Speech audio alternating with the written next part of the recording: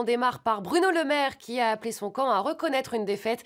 Il a même parlé d'un échec parlementaire. Bonsoir Bruno Le Maire, c'est rare quand même un homme politique qui reconnaît un échec. C'est vrai, mais j'ai des qualités rares, vous savez. Moi, je me dois d'être honnête avec les Français. Voilà. Moi, je n'hésite pas à reconnaître les erreurs de Gérald Darmanin. Voilà. C'est très noble de reconnaître qu'on s'est planté. Gérald doit dire, si j'aurais su, j'aurais pas venu, j'ai raté, j'ai été mauvais, je comprends que vous doutiez de moi pour Matignon et encore plus pour 2027. Alors là... Vous n'êtes pas en train d'enfoncer un concurrent pour Matignon et pour la présidentielle par hasard? Bon, alors là, voilà, pas du tout. Hein. J'avais même pas fait le lien. Hein. Vous savez, moi je suis comme ça, sincère. Gérald doit reconnaître ses ratages, hein, ses fiascos. Et moi, je me dois de mon côté de reconnaître mes victoires.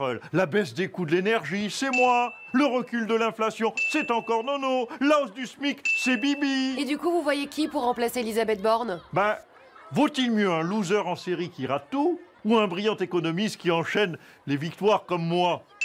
Pas facile de trancher, hein. Ah non, pas facile. C'est aujourd'hui que se réunissait la commission mixte paritaire et demain le nouveau texte de loi devrait être voté à l'Assemblée.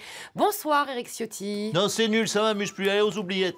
Allez. Bon, monsieur Ciotti, votre sentiment à la veille de cette journée décisive? Vague migratoire, explosion de délinquance, submersion démographique, clandestin, impuissance de Macron, islamisation, votez Vauquier, voilà. C'est un peu décousu tout ça, dites donc Éric Ciotti. Ben pardonnez-moi, mais je suis crevé, voilà. Pourtant, je suis comme les rédacteurs du JDD et de CNews. L'immigration, en principe, c'est mon sujet préféré, mais là, je sais pas...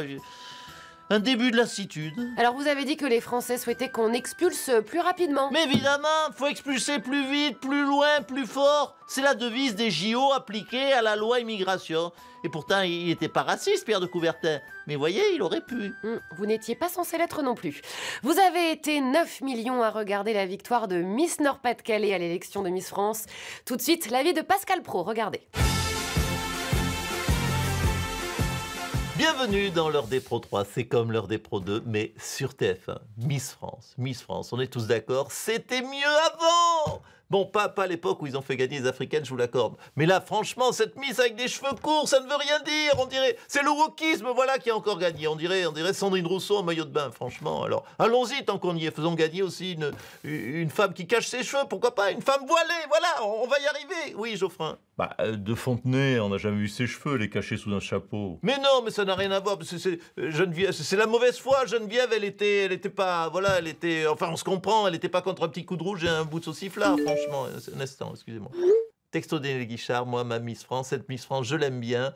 On dirait Jeanne d'Arc, mais ma Miss préférée, ça reste Marine. Et il a raison. Marine, ou pourquoi pas Jordan Bardella, si on tient vraiment aux cheveux courts, pourquoi pas? Geneviève, revenez, ils sont devenus fous. On se demande qui est le plus fou.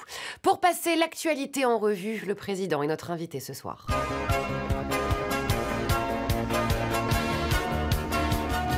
Bonsoir et bienvenue dans le jeu de la vérité avec Emmanuel Macron. Oui, bonsoir et félicitations à Miss France, Miss Nord-Pas-de-Calais, ma région de cœur. Elle vient d'où exactement? De Dunkerque. Oh, c'est dommage, j'aurais préféré le Touquet. Miss Touquette.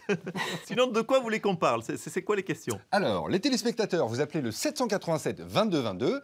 Bonsoir madame, c'est à vous. Première question. Bonsoir, alors ma question concerne la loi immigration qui est passée en commission mixte paritaire. Joker! Et oui, premier joker. Une autre question peut-être. Alors dans ce cas, le ministre de la Culture qui veut retirer la Légion d'honneur à Depardieu, un commentaire? Deuxième joker! Oh, attention, c'était le dernier joker. Du coup, une autre question peut-être. Je sais pas moi, de votre sortie sur Poutine par exemple, alors qu'il s'est dit prêt à discuter avec la France, vous avez dit je n'ai pas changé de numéro. Bah oui, écoutez, je suis comme une bonne meuf, voilà, c'est à lui de faire le premier pas. Reséduis-moi Vladimir, si tu m'appelles, j'annule tout.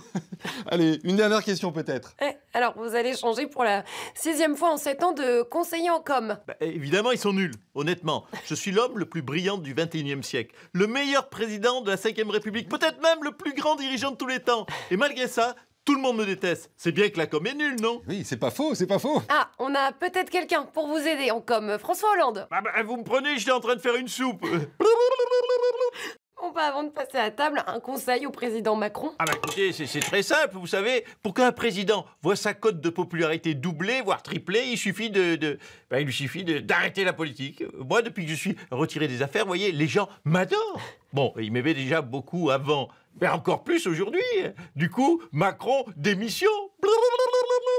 Merci la denrée. Tiens, Éric Ciotti, nous sommes à quelques jours de Noël. Vous êtes toujours un ardent défenseur de la crèche de Noël. La laïcité est attaquée de toutes parts. À Béziers, mon ami Robert Ménard, il a été obligé d'installer une crèche à roulettes pour la sortir en cas de protestation des wokistes. Non mais on est chez les fous. Je pose la question, à quand les rois mages transsexuels? Heureusement que je n'ai pas posé la question à Pascal Praud. Bon, François Hollande, dernier mot. Il n'y avait pas mieux pour finir l'émission. Allez, salut à tous.